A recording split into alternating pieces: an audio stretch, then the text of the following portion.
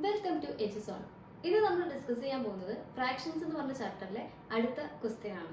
Okay, അപ്പൊ ഇന്ന് നമ്മൾ ഡിസ്കസ് ചെയ്യാൻ പോകുന്ന ആദ്യത്തെ ക്വസ്റ്റ്യൻ എന്ന് പറയുന്നത് 8×5/6 പ്ലസ് 2×3/4 പ്ലസ് 4×2/3 ഈക്വൽ ടു എത്ര? ഓക്കെ, അതായത് നമുക്ക് ഇവിടെ ഒരു മിശ്ര ഭിന്നാണ് തന്നിട്ടുള്ളത്. ഈ മിശ്ര ഭിന്നത്തിനെ നമ്മൾ അഡീഷൻ ചെയ്യാണ് വേണ്ടത്. ഓക്കെ, ആഡ് ചെയ്യാണ് ചെയ്യേണ്ടത്. അതിന്റെ വാല്യൂ എത്രയെന്നാണ് നമ്മളോട് ഈ ക്വസ്റ്റ്യനിൽ ചോദിച്ചിട്ടുള്ളത്. തന്നിരിക്കുന്ന ഈ പൂർണ്ണ സംഖ്യകൾ ഉണ്ടല്ലോ, പൂർണ്ണ സംഖ്യകളെ ആദ്യം നമ്മൾ എന്ത് ചെയ്യാം? ആഡ് ചെയ്ത് കൊടുക്കാം. ഓക്കെ, അതായത് ഏതൊക്കെയാണ്? 8 പ്ലസ് 2 പ്ലസ് 4. ഓക്കെ, അപ്പൊ നമുക്ക് 8 പ്ലസ് 2 പ്ലസ് 4 എന്ന് പറയുമ്പോൾ നമുക്ക് 14 ആണ് ആൻസർ കിട്ടുന്നത്. ഓക്കെ, അതിനുശേഷം നമ്മൾ ഇതിന്റെ ഫ്രാക്ഷൻസ് ആയിട്ടുള്ള ഫ്രാക്ഷൻ സംഖ്യകൾ നമ്മൾ എടുക്കുകയാണ്.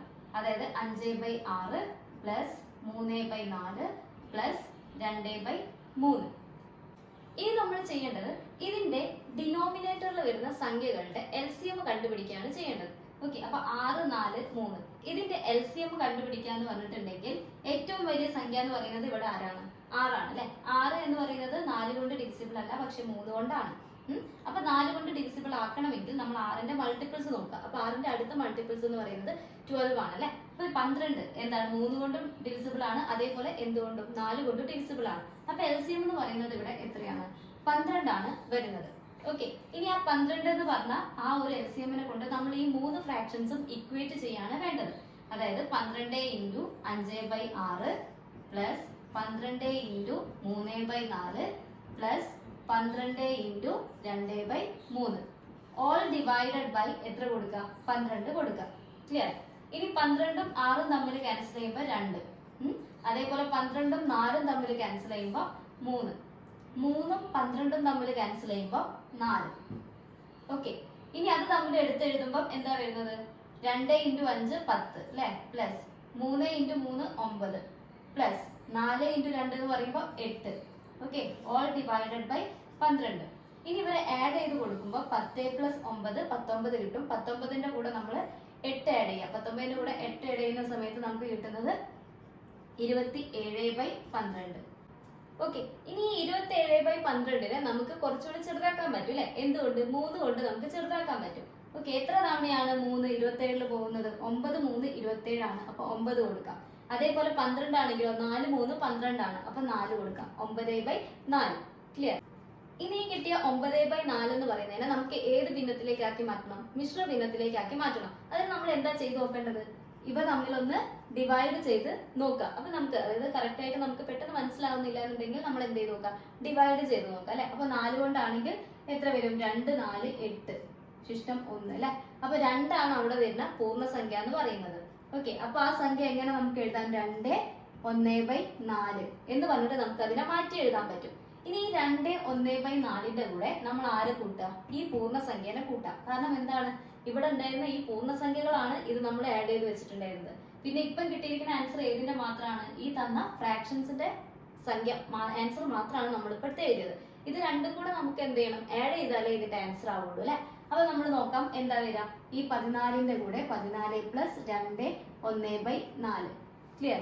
ഈ 2 എന്ന് പറയുന്നത് എന്താണ്? ഒരു പൂർണ്ണസംഖ്യയാണ്. അപ്പൊ 14ന്റെ കൂടെ നമുക്ക് ഈ 2നെ എന്ത് ചെയ്യാം? ആഡ് ചെയ്യാം. അപ്പൊ 14 പ്ലസ് 2 എന്ന് പറയുമ്പോൾ 16 1/4. ഇതാണ് ഇതിന്റെ ആൻസർ വരുന്നത്.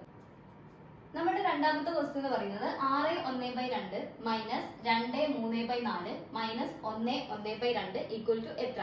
ഓക്കെ, ഇവിടെ നമ്മൾ നേരത്തെ ചെയ്ത അതേപോലെ തന്നെ ആദ്യം എന്ത് ചെയ്യാം? പൂർണ്ണസംഖ്യകളെ എടുക്കാം. അത് ഏതൊക്കെയാണ്? 6 അല്ലെ. പക്ഷെ ഇവിടെ എടുക്കുമ്പോൾ ഇവിടുത്തെ സൈൻ എന്താണ്? മൈനസ് ആണ്. നേരത്തെ പ്ലസ് ആയിരുന്നു, അപ്പൊ നമ്മൾ പ്ലസ് എടുത്തു.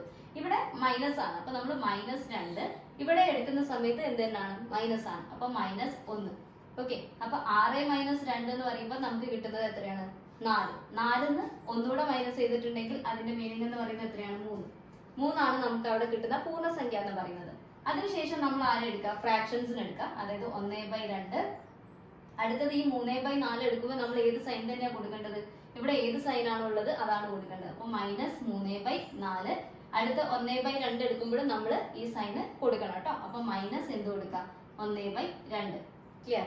ഇനി ഇവരുടെ എന്താണ് നമ്മൾ കണ്ടുപിടിക്കേണ്ടത്? LCM ആണ് കണ്ടുപിടിക്കേണ്ടത്. ഈ 2 4 2 ഇവരുടെ LCM എന്താണെന്നാണ് കണ്ടുപിടിക്കേണ്ടത്. അപ്പൊ നമ്മൾ 4 എടുത്തു കഴിഞ്ഞാൽ എന്താണ്? 2 കൊണ്ട് ഡിവിസിബിൾ ആണ് അല്ലെ. ഓക്കെ, അതേപോലെ 4 4 കൊണ്ട് ഡിവിസിബിൾ ആണ്. അപ്പൊ 4 എന്ന് പറയുന്നതാണ് ഇവിടെ എന്ത് പറയുന്നത്? LCM ആയിട്ട് വരുന്നത്. അപ്പൊ നമ്മൾ എഴുതുന്ന സമയത്ത് 4 into 1/2 minus 4 into 3/4 minus 4 into 1/2 all divided by 4. Clear? ഇനി 4ഉം 2ഉം ക്യാൻസൽ ചെയ്യുമ്പോൾ 2 കിട്ടുന്നു. 4ഉം 4ഉം ക്യാൻസൽ ചെയ്യുമ്പോൾ 1 വരുന്നു. 4ഉം 2ഉം ക്യാൻസൽ ചെയ്യുമ്പോൾ 2 വരുന്നു. ക്ലിയർ? ഇനി 2 ഇൻറ്റു 1 2 കിട്ടി, equal to 2 minus 1 into 3 3 minus 2 into 1 minus 2 all divided by 4 equal to നമുക്ക് എത്ര കിട്ടുക?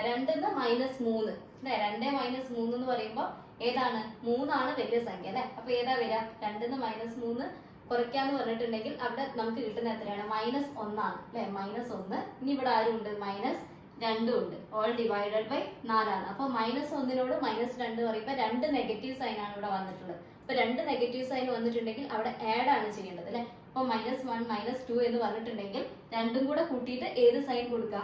നെഗറ്റീവ് സൈൻ കൊടുക്കുകയാണ് വേണ്ടത്. അപ്പൊ 1 കൂട്ടുന്ന 2 എത്രയാണ്? 3. ഇനി നമ്മൾ എന്ത് ചെയ്യണം? ഈ നെഗറ്റീവ് സൈൻ കൊടുക്കണം. -3/4. ക്ലിയർ? അപ്പൊ നമുക്ക് എന്ത് കിട്ടി? -3/4 എന്ന് കിട്ടി. അപ്പൊ ഇവിടെ നമുക്ക് കിട്ടിയിട്ടുള്ള ഫ്രാക്ഷൻ ആണ് -3/4. അതിന്റെ കൂടെ നമ്മൾ എന്ത് കൂടെ കൊടുക്കണം? ഇനി പൂർണ്ണ സംഖ്യയായിട്ട് നമ്മൾ ആദ്യം ചെയ്തു വെച്ചില്ലേ അത് കൊടുക്കണം അല്ലെ? അപ്പൊ 3 മൈനസ് എന്ത് വരും? 3/4.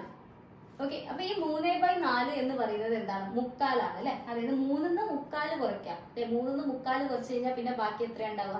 2.25 അല്ലേ? അപ്പൊ നമ്മുടെ ആൻസർ വരുന്നത് എത്രയാണ്? 2.25. 2 1/4. ക്ലിയർ ആണോ?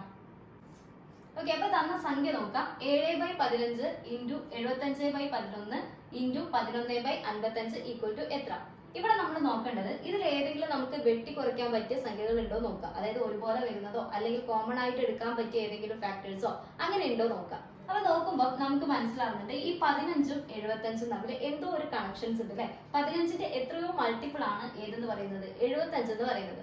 അതായത് 15ന്റെ എത്രാമത്തെ മൾട്ടിപ്പിൾ ആണ്?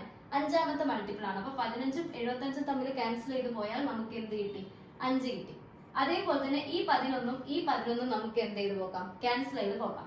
ഇനി ഇവിടെ ഒരു 5ഉം ഉണ്ട്, ഇവിടെ ഒരു 55ഉം ഉണ്ട്. ഇവര് തമ്മിലും ഒരു കണക്ഷൻ നമുക്ക് കാണാം അല്ലെ? അപ്പൊ 5ഉം 55ഉം ക്യാൻസൽ ചെയ്യുമ്പോൾ അപ്പൊ 11 5 എത്രയാണ്? 55 ആണ്. അപ്പൊ നമ്മുടെ ആൻസർ എത്രയാ? 11 ആണ് അവിടെ വരുന്നത്. ഇനി ഇവിടെ നോക്കിക്കഴിഞ്ഞാൽ ബാക്കി വരുന്നത് ആരാ? മുകളിൽ 7ഉം വരുന്നുണ്ട്, താഴെ ആരും വരുന്നുണ്ട്? 11ഉം വരുന്നുണ്ട്. ഇനി ഇവരെ സിംപ്ലിഫൈ ചെയ്യാൻ നമുക്ക് ഇല്ല അല്ലെ? അപ്പൊ നമ്മുടെ ആൻസർ എന്ന് പറയുന്നത് ഏതാണ്? 7/11 ആണ്. നമ്മുടെ അടുത്ത ക്വസ്റ്റ്യൻ എന്ന് പറയുന്നത് 5/6 into 6/7 into 7/8 into 8/9 into etcetera into 199/200 into 200/201 equal to എത്ര?